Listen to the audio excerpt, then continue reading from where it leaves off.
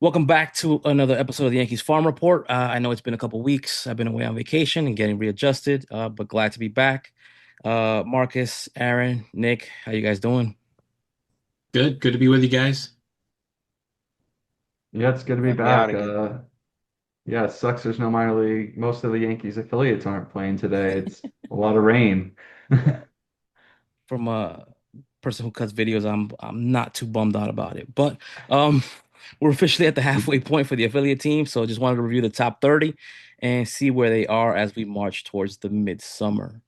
Starting off right at the bottom of the list, number 30 is Jesus Rodriguez, hitting 293, 383, 750 OPS, 15 extra base hits, a home run, 13 RBIs.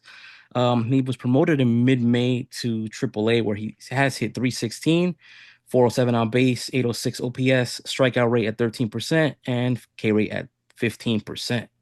We've talked about this before. He didn't get much time at AAA, but because of injuries, he was pushed into AAA, and he has excelled there. I have wondered with the Yankees need for someone at third base or a third baseman. It's strange how they wouldn't have at least given him a look. I think if there's more slug there, I think we might have heard some more noise about him by now. But the Yeah, lack of extra base hits, I think that's been a factor. yeah, I just think, when the name was really popular and he was hitting, close to 400 in AAA, the OPS was barely above 900. And, not that he's playing bad, but he's definitely come back to earth. But, the average, is at 316 still, which is quite high, but the slugging is below 400. The ISO is below 100. You're seeing the effects of, when you're not hitting for any sort of power, it does take a bit of the zap out of his profile. You still really like the plate discipline. The K percentage and walk percentage are nearly identical. You still like that he's makes a lot of contact, especially in the zone, but not hitting the ball hard is definitely something that has I would probably say the Yankees look at and probably don't love, which is probably why he didn't get the shot when he could have. So, it's things to work on, and it's not a bad thing. He's definitely had a very arrow up season, I would say. I just found it a little funny because I know for a while they were sniffing around Luis Arias, who has a similar profile, right? He's just a guy Hmm. that slashes and gets on base, through cutting sliders through the holes here and there, which is pretty much the same thing that Jesus has done. Yeah, it's not a laser show. That's the other thing. If, Hmm. if the base hits are coming, but it doesn't look. It's not like he's just beating out infield singles, but it doesn't look like somebody who's knocking the walls down either. So I don't know if the numbers look good. At least some of them do, the counting numbers, but the eye test isn't really there either. And I don't Yeah. want to drag the guy because I mean, he's over 300 at AAA, and that's Yeah. good. So I like him, and I'd love to see him get an Hmm. opportunity. I do think though his opportunity comes as a role player. Mhm. Yeah, I don't Yeah, disagree. I you disagree? No, I don't disagree. I think Mm. that at the end of the day, I think that the real question is versatility at defense and third base. I mean, if he's not really going to perform much better than what we already have Mhm. there, I don't necessarily see the Yankees giving him an opportunity when I feel like they're looking for somebody with a little more power anyway from that position. I just also think, speaking of the versatility and why I think that he could potentially have a shot, one, if, he's not traded at the deadline, which I think is a very realistic possibility. Um, but, we've seen in the last couple of weeks with the Yankees where they're rolling with Wells, Escara, and Rice at the behind the plate, and, Rice being able to play some first base for them. If for some reason whenever they think if he's going to be capable of playing third base, having him as a utility guy who can play behind the plate and play third base, with Rice being able to play behind the plate and first base, and, having Wells obviously probably your starting catcher, that could be, that affords you a lot of flexibility to, you know, go some pitch hitting opportunities and not have to worry about losing a backup catcher. And Scar, he's a name that's been talked about being a trade piece. So, it gives them some interesting flexibility in terms of their major league roster if they decide, that they want him on the major league roster. So that's definitely something to consider. You have something else on him, Nick? No, I just think, like I said, I think we kind of all touched base. I mean, the bat plays as a singles hitter, and I feel like that's helpful for the Yankees anyway because we're struggling to get hits and those extra base situations. I just feel like at the end of the day, the real question mark is going to be defense. And we're expecting him to come up and be a third baseman. I'm assuming because he's not going to catch here, in my opinion, with what the Yankees already have. So we're hoping that he'll be a third baseman. I just don't know if the Yankees are going to profile him as at least an average defender there, and I feel like it's he's his profile is a little below average there. Is Austin Wells expected to miss any time? Because I know he had that hand thing. I think they said he'd be back tomorrow. Okay. All right. Moving on to number 29, Brendan Jones hitting 225, 325 on base, 675 OPS, 18 extra base hits, 5 home runs, 38 RBIs. He's walking at about just a tick under 13%, strikeout rate at about 18%, 25 stolen base, leads the org. He was promoted to Double A on June 3rd. Since then, over those 21 games, he's hitting 200 with a 587 OPS, 267 on base percentage, 6 extra base hits. Um, he's walking a lot less, well, and about 9%, striking out a little bit, just about the same, 18%, and just one stolen base. I was a little surprised by his promotion, but I think the injuries that Somerset had at the time played into that.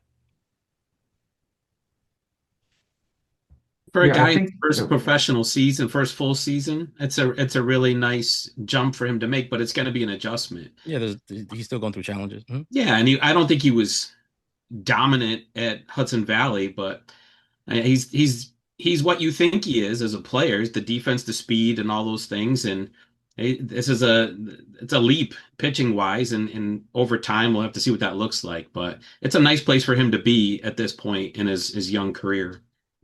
Yeah, I think his time in Hudson Valley this season was a little weird because he was striking out nearly as much as he was walking, or I should say walking almost as much as he's striking out. It makes it sound better. And he was stealing a ton of bags, and the average wasn't great, but he was getting on base, and he had a okay slug given his plate, his hit bat. He's not a big power hitter, doesn't hit the ball hard, but he was having a solid season. But I just feel like he wasn't very aggressive at the plate, and he was looking at too many pitches. And even though he's started to get used to Double A. His stats over the last 13 games: 245 average, 296 on base, 429 slug, 725 OPS. Which is solid.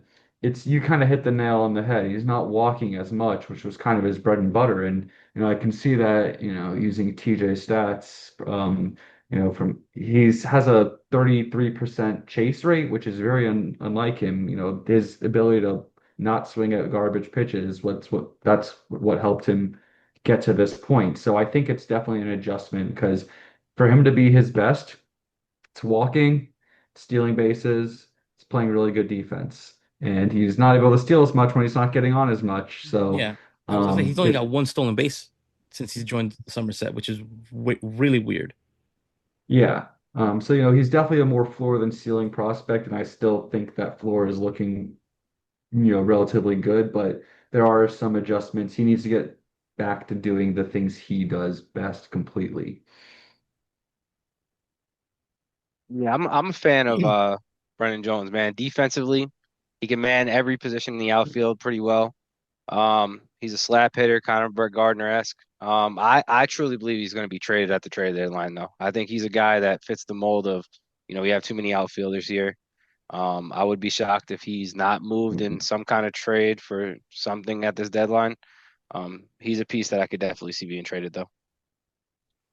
So I'm curious, after watching him play live and having seen him in games that are streamed, he's got kind of a grooved swing. You brought up Gardner's name, and I think that's a good comparison for the type of player he is. And I remembered I did not like Gardner's swing at all when he was a very young player.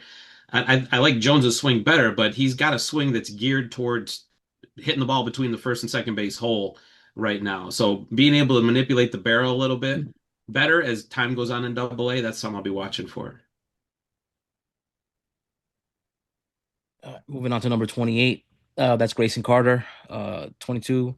He's got a 5.82 ERA, 192 whip, 43 innings of work, 32 hits, 51 walks, 41 strikeouts. That's an 8.5 K per nine, 19% strikeout rate. Hitters are hitting 200 against him. Um, he did struggle a bit at Tampa with a 6.75 ERA. That's 24 innings of work, 27 walks, 25 strikeouts. He was demoted in mid-May back to the FCL. And since then, he's pitching to a 4.66 ERA, 19 innings of work, 16 strikeouts, 24 walks. Um, he was a closer by trade. The Yankees have been pushing him as a starter. Um, yeah, I don't know what else to do with Carter besides being patient with him. Nah, I make it easy, man. Put him back in the bullpen. I don't even know why they attempted to even make him a starter. Like that was the one kid out of the top seven first rounders that they, or not first, the top seven picks that they took in pitchers that I was like, all right, I don't understand why they are trying to make him a starter out of all of them. He would have been a great piece to throw in the bullpen, let him go and see what he can do and try to move him really fast. Like he was a guy I felt like could have moved fast, but I don't know what they did. And I hope they didn't break this kid for good because the arm is just insane. Hitting triple digits, just a lights out reliever when he was at Vandy. So, but I've seen him come in here and it's just been recklessly wild all season. Yeah, So he's pitched a I had that scouting report, conversation. and that's not Yeah. been a good thing. I had that conversation with you, Aaron. I said I have no idea why they removed him from that role from the bullpen. It's, the Yankees, like I would say most smart organizations do, is they want to get the most value out of their prospects, which makes sense, especially when you're a team who's more geared towards, they're not picking in high value spots and they're losing draft picks. What you want to make the best of those picks, and they've had success with pitchers. So I get what they were trying to do. It's worked well with Griffin Herring. It's worked amazingly with Griffin Herring this year. I can't think of any other examples off the top of my head, but I know they exist. Others guys they move from bullpen to starter, They did that with Bailey Dees but and it's Zach Messenger. But it's a it, different profile, man. I it mean, is what a you're different saying, pro. No, like I Griffin was Herring yeah. didn't have control issues, that wasn't his issue. Yeah, it's definitely, you were it would be one thing if yeah, he was controlling that 100 mile per hour heat relatively well and saying, "Hey, let's tone it down a little bit so you can go longer." But it's definitely was I was expecting him to be a reliever, and it's clearly I respect them for taking the effort to, taking the chance at it. I think that's, it makes sense, but it's, even in the FCL, he's not been able to do it. And it's, if you're gonna have any chance, it's probably gonna come from the bullpen for him now, which is okay. I mean, Eric Raiselman was a fifth round pick that, I can't remember if they truly tried starting him. He was had a weird career with all his injuries, but he ended up becoming a bullpen arm, and I know that he hasn't been great in AAA. Well, I know we'll get to him later, but that can still be a valuable piece, even if, it is from a fifth rounder. Like that's still a solid piece. So, let's hope they get a reset with him, and see where we get to next year. I think this year is a little lost. All right. Moving on to number 27, Francisco Valorio. He's repeating the DSL. Right now, he's currently hitting 275, 424 on base percentage, 738 OPS, two extra base hits, six RBIs. He's walking at an 18% clip, striking out at a 27% rate. Um, he had a down season last year, was derailed a little bit because of the injury. We've spoken about this before. This season, I expected him to be fully healthy, expected to see the power show up, and it just has not shown up yet. Yeah, I Yeah. mean, I'll jump on this one early.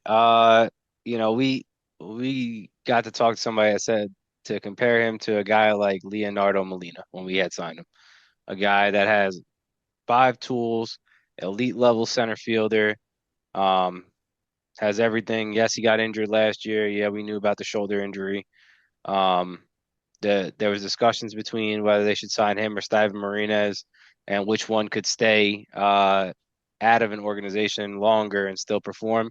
Steven's done that so far. I feel like he's hit well. Power hasn't come with him either yet. Um, with it, I wouldn't necessarily say he's performed bad, but I like like you said, I think we expect more power out of him. Mhm. But I feel like it's kind of the same mold that we're looking at with like a guy like um Brando Mayea. I mean, although Mayea was performing great this year before he had his ankle injury, they're kind of that same similar mold of like where it's, power is going to come last with him. Mhm. And that usually is how it happens. But I'm not ready to give up on the kid yet. I mean, he's repeating the DSL. I Okay. think he's cut a strikeout rate pretty well. Hmm. And he's performing overall better. Yes. I just think that we're just complaining about the power too early, and I feel like that's where the game is starting to lose me a little bit because they expect everybody to be able to hit 40 home runs, and not No, everybody I can think do that. I think he did hit 5 home runs last season. Granted, I think Yeah, four two of home them came runs. in one game, Yeah. but I mean, I think that was his calling card. I saw more of like a Everson Pereira when it came to him, right? A guy who's going to play defense and had a lot of power. And being that he's coming into the season healthy, I would have expected a little bit more power. I'm not complaining about his game. He's still what 18 years old. He's still got a lot to go. Uh, that's my only quote unquote gripe, I guess, is just the lack of I power. I just think we were talking about this a little bit before we got on, but there's been a lot of names who have elapsed him in the DSL this year, and maybe not in the prospect rankings yet. We'll see what the organizations like Baseball America and Pipeline do when they really shake up the top 30s. But Carlos Bayo, Richard Matique, Brown Martinez, Stephen Marinas, like you mentioned. These guys are looking quite interesting, and it's just not that, we should give up on Valorio, but you really wanted him to be the guy making a splash, and it just hasn't been there yet. So, it's definitely too early to give up, but it's just I guess the excitement level has kind of come down on him, whereas other guys have come up. Um, Easing right into number 26, which is Brando Mayea. Um, at the FCL, he's hitting 297, 373 on base percentage, 873 OPS, eight extra base hits, 3 home runs, 9 RBIs. The walk rate is at 7%, strikeout rate is at 22%. Currently on the IL, last time I heard in reference to his injury, it was going to be about 5 weeks, putting him towards the end of August, maybe, or mid-August, something like that. I don't remember when the FCL season ends. I think it's right around there though. He was having a very good season up until that leg injury. His eight extra base hits surpassed the 4 that he had hit last summer. He didn't hit any home runs at all. He was already at 3 this year. I think he could have easily be looking at, 5, 6 maybe, and even a call up to Tampa. Yeah, I'm really curious what the swing data was on him, because he's walking less and he's striking out less, but he still has a similar swinging strike rate. So I feel like I'm assuming he's been a lot more aggressive early in counts, and I think that's definitely helped. He's trying to hit for power and trying to jump on early fastballs. It seemed like for no approach reason, it was working for him. The ground ball rate isn't exactly where you would want it, but he's a young guy. But I think the new approach he was going with was looking good. So it is a shame that he's now out, and I'm looking forward to seeing him get back and hopefully be able to, I don't know if they're going to send him to Tampa or not, but I would definitely be like to still see more of him this season. It would make sense to send him to Tampa. So the FCL season ends earlier now, starts earlier now. Hmm. So there's at bats to be had, and it's not like anybody at Tampa is blocking him or that like there aren't at bats to be had there. And that's a weird environment. You look at the Tampa offense and you think there's nobody hitting, and then the first half they were the second best run differential in the entire league. So there's no reason for him to not be in that mix if he's healthy when he comes back. I mean, I think that Tampa's outfield is pretty crowded, but they have a couple guys that should probably be already in Hudson Valley. Yeah, and with the upward movement that there's been so far, I think Mhm. there's spots in Hudson Valley too, and they've had guys hurt on and off. So yeah, there's some people, a little bit older players who could finish the season in Hudson Valley, make some room there. He's the most disrespected guy in the organization, in my opinion, in that rankings before the season. To drop him all the way down to the bottom half of a top 30 was crazy to start with. He hit 280 last year. I feel like the disrespect overall, man, Yeah. when we knew that the power was coming, we knew he was injured, we knew that zapped a lot of his power. I'm kind of shocked that like MLB.com and Baseball America really whiffed on that, not knowing about the injury and stuff like that, and didn't take that into account. You know, overall, because I feel like that's where, had he stayed healthy, I think he was gonna go to Tampa pretty soon. I feel like he could if he killed it there, just to move him back up. That makes you, to me, we were talking about this earlier. I just feel like that's like eating crow. Like a lot of these guys ranking him so far down and then having to move him right back up when I feel like it shouldn't have been that far of a drop on these rankings anyway. Moving on to number 25, you got Griffin Herring at Hudson Valley. He's pitching to a 1.64 ERA, 101 whip, 71 innings of work, puts him in the top three in the org. 45 hits, 27 walks, 83 strikeouts. Again, top three. That's a 10.4 K per nine, 29% strikeout rate. He crushed Tampa, pitched to a 1.21 ERA, 44 innings of work, 58 strikeouts. At Hudson Valley, he's pretty much doing almost the same thing still. Pitching to a 2.36 ERA, 26 innings of work, 25 strikeouts, 11 walks, 219 average against. He did earn the June promotion, and he just kept right on dominating. One of the great success stories in the organization so far this year. And the interesting thing going forward is what are they going to do with his innings? Do they start to ramp him down? I think he was 50 innings last year in college. He was a reliever. So what do they do with him the rest of the way? How far do they let him go?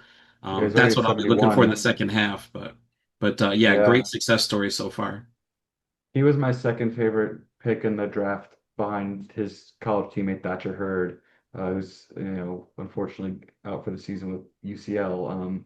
But the transition starter has gone really well. The kick change they added has been great.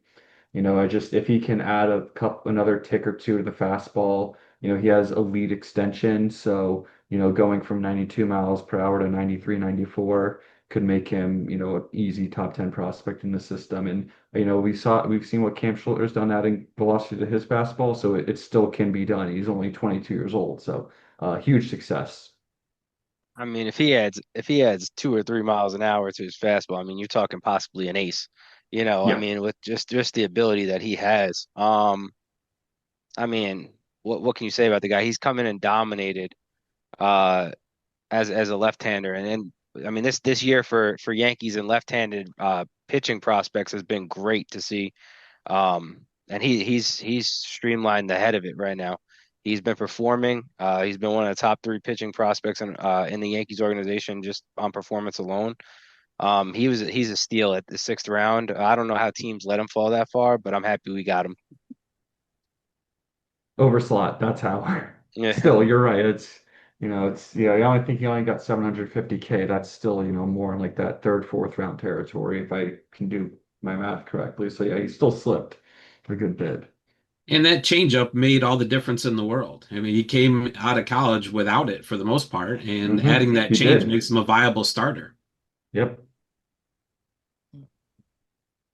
Moving on to 24, you have Rock Riggio at Double A. He's hitting 259 overall, 368 on base. That's a 943 OPS, 23 extra base hits, 14 home runs, 33 RBI, a walk rate of 12.6%, strikeout rate of 24.7. At Hudson Valley, he was phenomenal there, 264 average, 436 on base, an OPS of 1033, 11 extra base hits, 6 home runs, 15 RBIs. At Somerset, it's 848 OPS, 11 extra base hits, 7 home runs, 16 RBIs, and the improved defense and the improved power output has made him a legit second base option for the future. Yeah, another huge success story, especially because the buzz on him was non-existent before the season. A lot of people were down on him after last year, and I would assume he was banged up, and that had something to do with it. But it looks good. I know he's cooled off a little bit because he had to. Can't hit a home run every day. And still, he's not going to get off the bus and scare anybody. But this Mhm. looks like a legitimate player now, and you got to feel good about what he's done so far. Yeah, and my personal top 30 that I published a couple weeks ago, and it's the first time I've done one. When I started this process in, mid-April, he was a guy I was looking at more than high-end teens, and just seeing what he did, he ended up being number 9 by the time I published because he had a decent year last year, but nothing that made you say this is the guy I can see as an as MLB player. Um, But yeah, I think, changing up the approach a little bit and A plus he was hitting to all fields a good more, but maintaining his pull side power. I was walking a lot, almost as much as he struck out. What I'm not liking in his double A, which is a decent sample now, he isn't walking. Mhm. He's been very aggressive with us. He's one of the, most aggressive swingers in the system, which is fine, if the K rate was also down, but the K rate's pretty high right now. But he'll adjust. I think we've seen him that he's able to adjust, so I'm not calling, any issues to what it's working for him right now. So he's just been a fantastic rebound, if you can even call it that. I mean, the most impressive thing to me overall about him is that listen, the bat's been great. We always knew that was his calling card, but his defense has greatly improved from last year to this year. Um, just overall at second base. And I feel like that's what makes him viable now is because it was just a straight bat profile. And now he's being able to, look serviceable at second base. I feel like that's going to give him an opportunity to actually come up and become a true prospect for the New York Yankees. Yeah, I know Bebos is, the most MLB ready second baseman right now. We've already seen him. But if we're talking, hypothetically that they let Jazz go and, after next year, who's going to be the starting second baseman, I would put Rock as the favorite, just given his defensive ability and his power potential. It's a good mix he has in his game. So it's exciting. Hope he keeps it up. Well, right now they have a cardboard cutout at second base, so I think they can beat that with someone in the system. Oh my goodness, man. Moving on to number 23 is Thatcher Hurd. Lost season due to Tommy John. Unfortunate. Hopefully we get to see him early on next season. I haven't heard any news about him since the news broke on him. Just recovering. It's sucks. Like I said, he was my favorite draft pick in his class. He was one of the top high school prospects in his class. Went to UCLA, did really well, just couldn't maintain it at LSU. Had some control issues, but his stuff plus numbers in college were some of the best. And it's just I trust the Yankees organization to really build that up as a good starter profile. So look forward to seeing him next year. Number 22 is Tristan Vreeling, 24-year-old double A. He's pitching to a 5.40 ERA, 171 whip, 35 innings of work, 42 hits, 18 walks, 34 strikeouts, 8.7 K per nine, 20.7 K rate. And he is repeating double A. Not sure how much work he Mhm. got in last season, but he did pitch to a 4.58 ERA, 147 one innings of work, 132 strikeouts, and he is Rule 5 eligible. Yeah, and I think that's an important point because he's been okay, but he hasn't pitched himself into Rule 5 consideration after the season. And I don't know if he's pitched himself into a deal at the deadline either. So not that that's what he's playing for, but maybe the late start, it's hard to evaluate him, but Do nothing really we standing out at this point. do we remember what the injury was? I can't recall what it is, but I don't remember what it was. it is disappointing seeing a guy repeat and he's walking a ton of his profile was he's not a stuff monster. He's more of a control and soft contact and he's not getting as many swings and misses. He's getting more contacts being given up and not soft contact. And he's just walking a lot more guys. He's truly regressed all around. I don't know how much of it is truly health or not, but it's unfortunately been a disappointing season. I expect him next time Baseball America or Pipeline updates, he'll probably fall out of the top 30. Now you could maybe see the vision in the draft of being a guy who could throw strikes and them believing Mhm. they can add stuff, and maybe the injuries have kept the stuff from coming on. So It at was a this very point, Brendan Beck-like pick, which, Brendan Beck, despite all his injuries, has kind of worked out in that respect. Vreeling hasn't, sadly. So, it's the crapshoot part of it. yeah, I think Beck had a little more electricity in college than Reeling, but yeah, there's some Yeah. comparison there.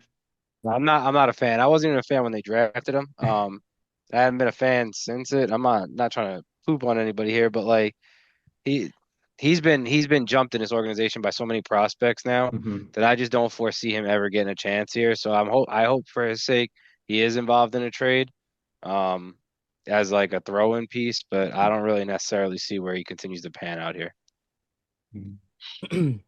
At 21, you have Eric Raiselman at AAA. He's pitching to a 3.94 ERA. It's a 1.71 WHIP, 29 innings of work, 16 hits, 34 walks, 31 strikeouts, 9.4 K per nine, 23% strikeout rate, 162 average against.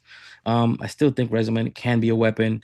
Command seems to be off this season, giving up a lot more walks than normal, but he definitely has the stuff to be a back end reliever, and he also is Rule 5 eligible. See, I'd like to know what happened. Like, because last year he looked like he was on track to being possibly the closer of the New York Yankees. It was lights out. And then this year it's like what happened to the command? I mean, obviously the command has always been questioned, but I feel like he found something last year. And then when we got to talk to him, it sounded like he really found something. And then it's like he came into this year and it's just like it all went where? I would like to know like what he really feels like is missing and why he's not getting the same calls or what's making Yeah, him regress those right could now. be factors into right. It could be the zones, the calls, it could be the ball. I mean, it is a tighter strike zone in AAA this year. But I still don't see how that makes you go from 62 strike percentage in AA last year to 54% this year. He's Same ball? just turned 20. Yeah, strike. Uh-huh. Is it the same ball? It's a different ball, if I recall correctly, but still, you've gone from a 17% swinging strike rate to 7%, and league average is around 10%. So it's weird that because he does have great stuff and he just turned 24 a few days ago. Hmm. So I still think, I figure they'll probably find room to protect him, but it doesn't he's not a solution this year, for the bullpen even with it would be great if he was because he would I fit still think right he in could right debut now, this but year. he could, but I don't see him as, someone who comes up and fills the need for this playoff run. I still have a lot of faith in him, but it's definitely not working out from a strike throwing perspective this year. It could be something mechanical because we saw Yeah. that in spring training. He had trouble locking it in, and who knows if that's just snowballed. And if it's that, then great. But if it's something else, then yeah, we'll have to wait to hear about that. I hope now that Harrison Cohen is up there, since he's his buddy, he might see what it is. Moving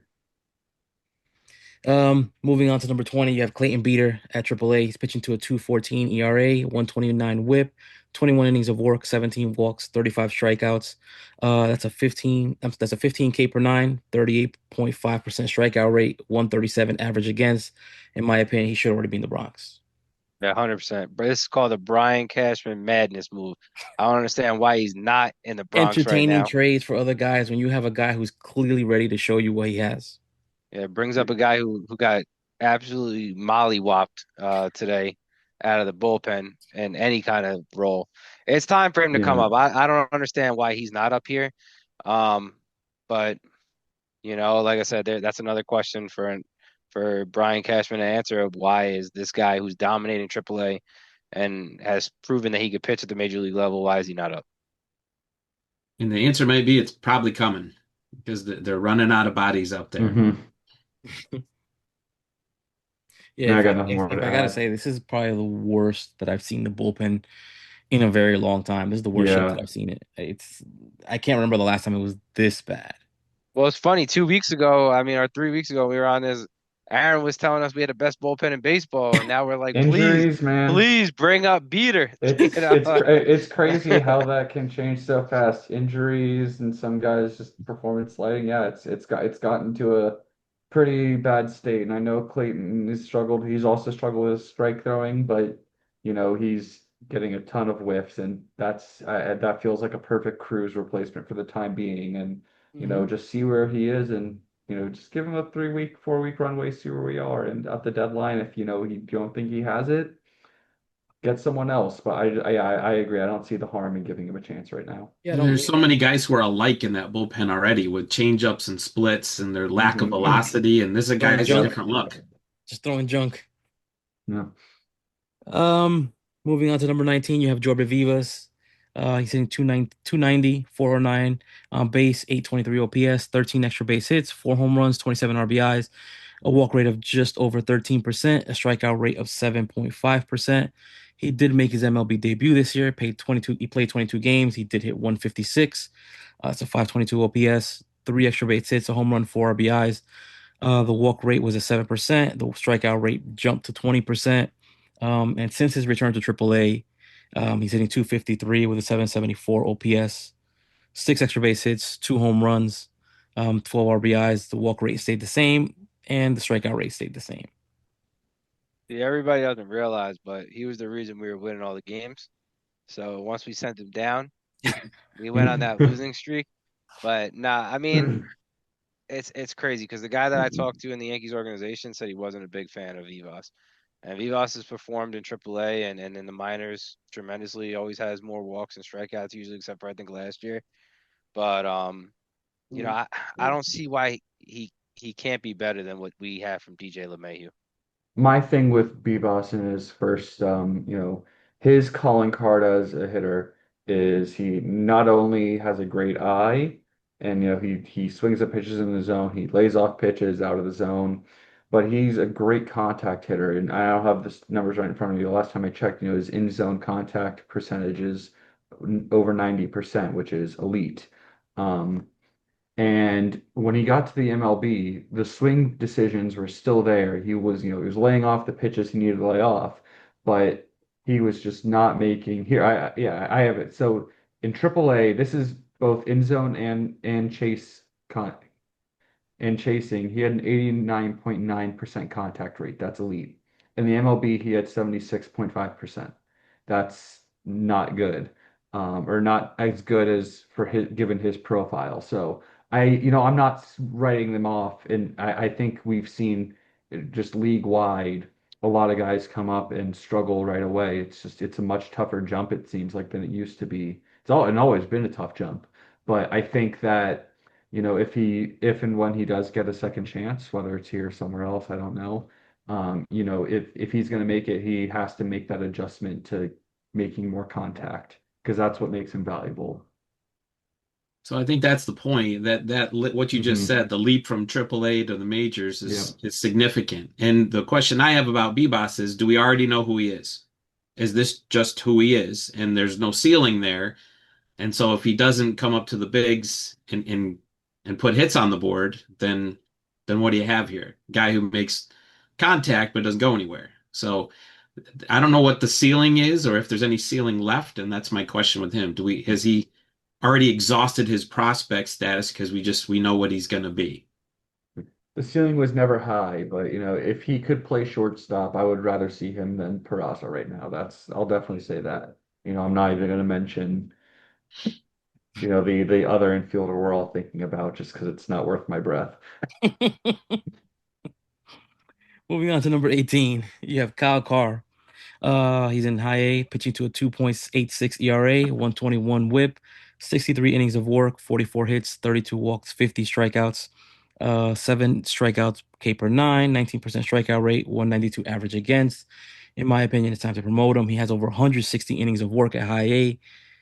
He's showing you what he's shown you. I don't know what else we're waiting for there. Carlos, before we start, you owe this man an apology. You know, every time we come on here, you treat him like your Bobby and you want to trade him for everything. Lies you tell. Nah, he's been good this year, man. I Hmm. mean, this year he's definitely stepped up. He's repeating the league, but he looks way better than he was last year.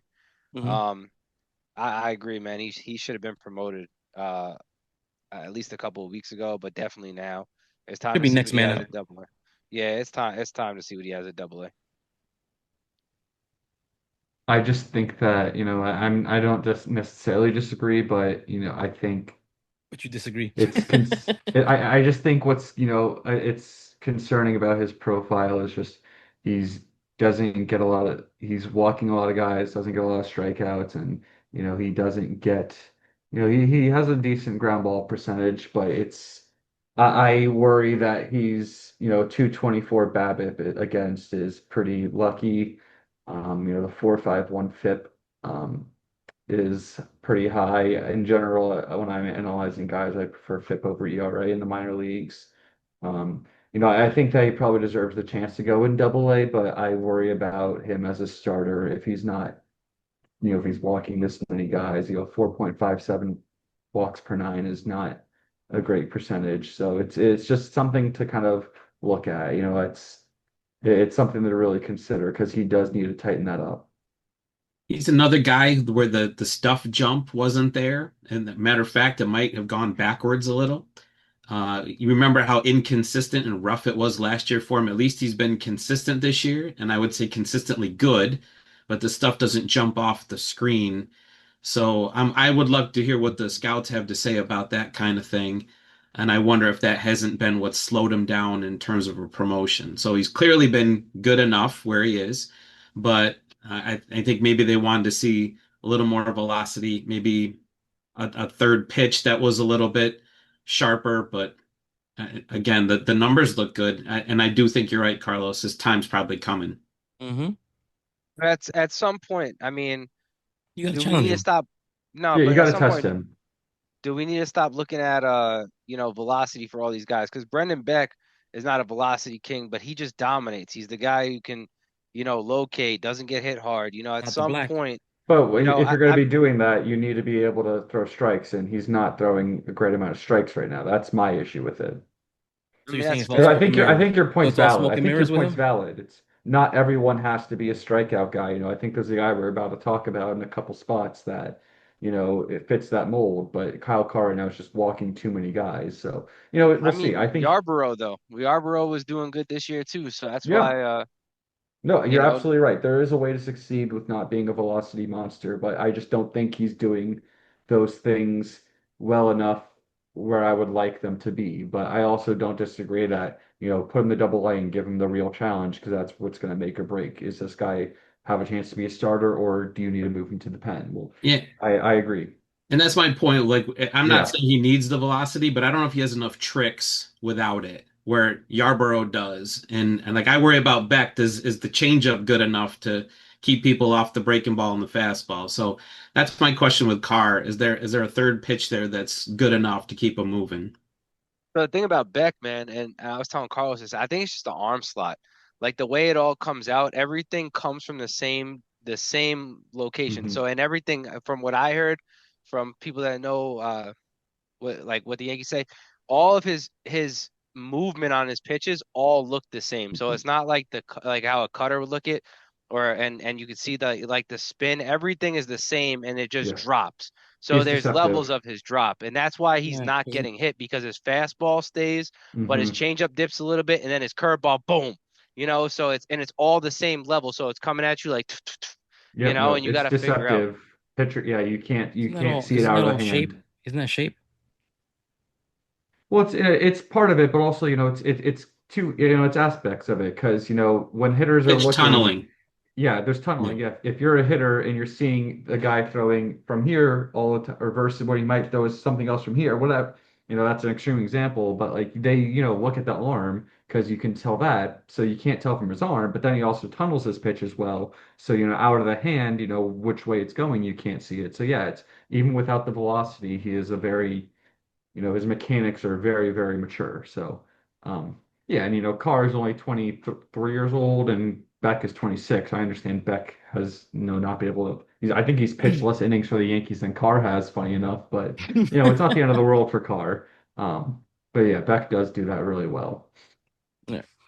From one extreme to the other, you have number 17, Carlos Lagrange at double A. He's pitching to a 4.72 ERA, 1.25 whip, 61 innings of work, 48 hits, 28 walks, 88 strikeouts. That's a 12.9 K per nine, 34% strikeout rate, 212 average against.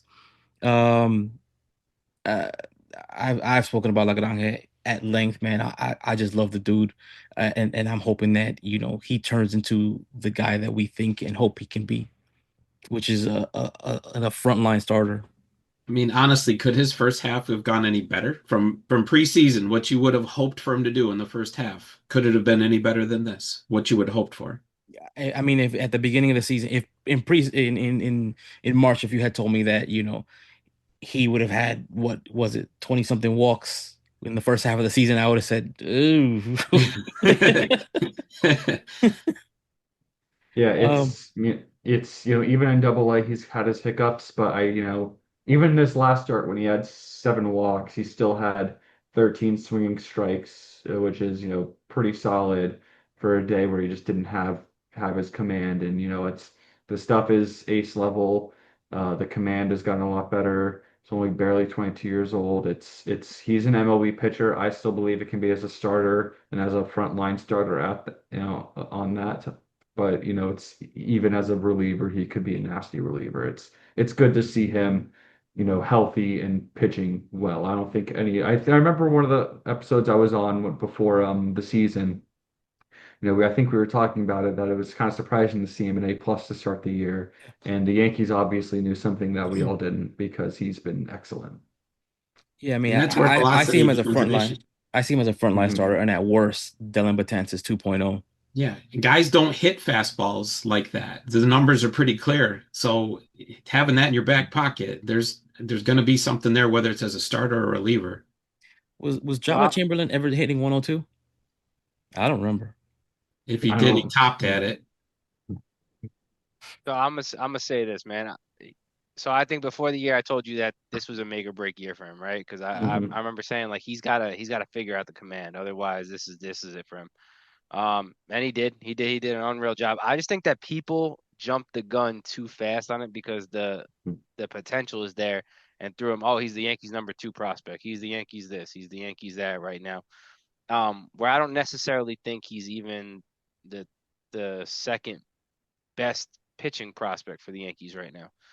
He's getting there, but I think that we still have some more things to see before we get there. I'm not gonna go and jump on a 4.75 ERA and go just because the location looks a little bit better. Oh. And he's a guy right now reminds me kind of like Domingo Herman, where like he's getting smacked in one inning and he's just giving up just too much in one inning sometimes where it's like 4 or 5, 6 runs and just then he'll set the next 4 innings down and look like a complete ace, but he already lost you the game in the first inning because he Yeah. couldn't locate. There's definitely consistency to work on, but it's just that's part of the learning curve with him, and I'm happy where he is in that progress right now. And I think that that's one of the things that I do like about what this season with him, right? Is that in that first, and you and I, Nick, have spoken about this in that first inning, sometimes the offense has him on the ropes and he's able to find his way out of that. Where in the past, especially with a young pitcher, you get him on the ropes and you're pretty much lighting him up 3, 4, 5 runs in that inning. And he's able to escape that with maybe one, maybe 2 runs, something like that. And then the rest of the way, he just looks like an ace. He just dominates.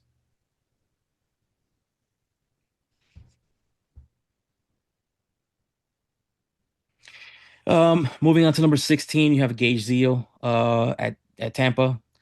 Single A. He's pitching to a 3.96 ERA, 119 whip, 61.1 innings of work, 63 hits, just 10 walks, 49 strikeouts, 7.2 K per nine, 19% strikeout rate, 261 average against.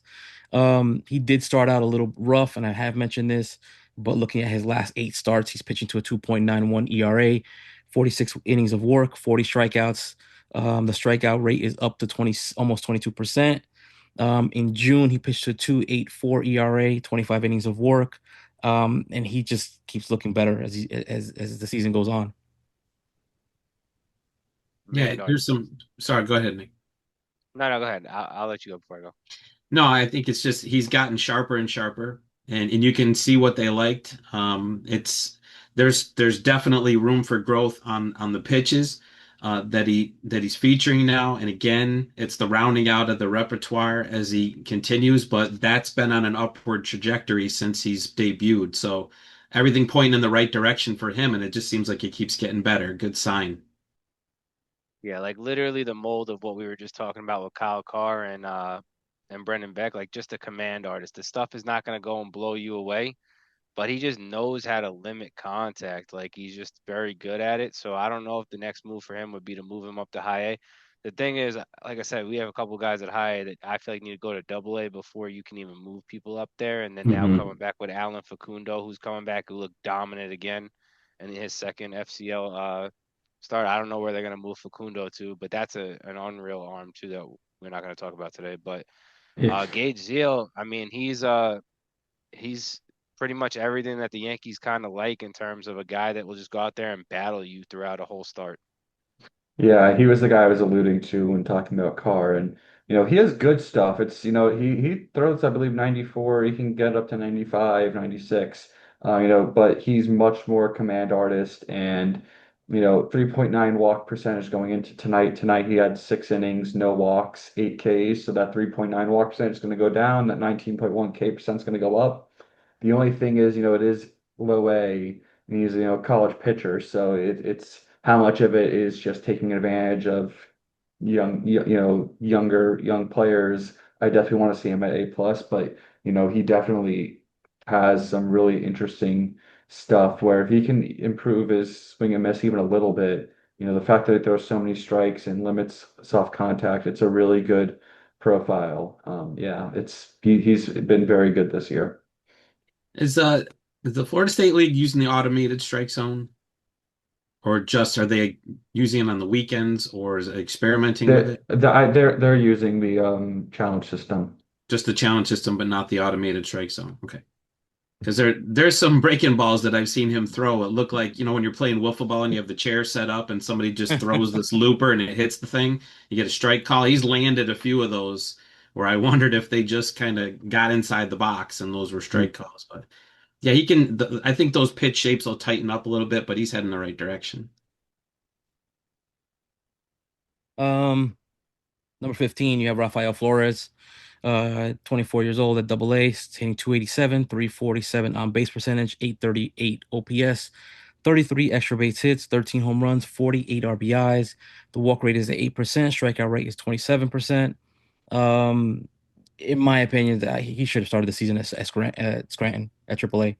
Uh, he has no business at Double A. I don't think he has anything left to prove here. He's Oh, he's played actually in 116 games at Double A already, and he's hitting 291 with an 878 OPS, 31 doubles, 23 home runs. To me, he has nothing left to prove here. no, no questions asked, man. I think you hit that right on the head. I'm gonna say like we talked about a couple weeks ago, like this is a trade bait right here. I think 100% he's traded at this trade deadline, because there's no room for him as well. Yeah. Um, but I foresee him being somebody that's going to headline a deal or maybe be the second piece in a deal in this trade deadline to go get a I think he reliever. he could get you a nice reliever. Yeah. I do worry, I want to say I'm down on him that much. I think I ranked him 12th in my own list, but seeing the walk percentage down 5 ticks and the K percent up a couple ticks, or and the power's, been a little bit worse and it's just, a little bit more swinging and missing his game that already had a decent amount of it. You don't love that, but I still, he still has some really good power. I think he at the very least can make for a good platoon bench bat, whether he's splitting time at first and catcher. He's from being a UDFA to this is quite an impressive return, whether we trade him, which, I think we all agree is probably likely or a plausible outcome. It's great job by Yankee player development. And great job by him for, making it to this point. And if you're a major league team and you're negotiating with the Yankees, don't you want to get your hands on one of their catchers? Mm. This seems to be they come from the Yankee system. They make the big leagues. And he's Rule 5 eligible, I believe, after the season. So that might move Um, him to the front of the line when it comes to something like that. I think so. I think he actually might not be. I think he has Oh one more yeah, he year. is. He is. No, Oh, he he is is. December 25. December Okay. 25, Rule 5 eligible. All right. All right. I'm gonna wrap it up on that note for now. I know you guys have a hard stop. The Um, next 15 next week. yeah, definitely. Want to thank you guys for coming on. Want to thank you guys in the chat for coming on as always. Do appreciate you. Marcus, Aaron, Nick, thanks guys for coming on. Thank you. Good night, Hey, guys. thanks for having me.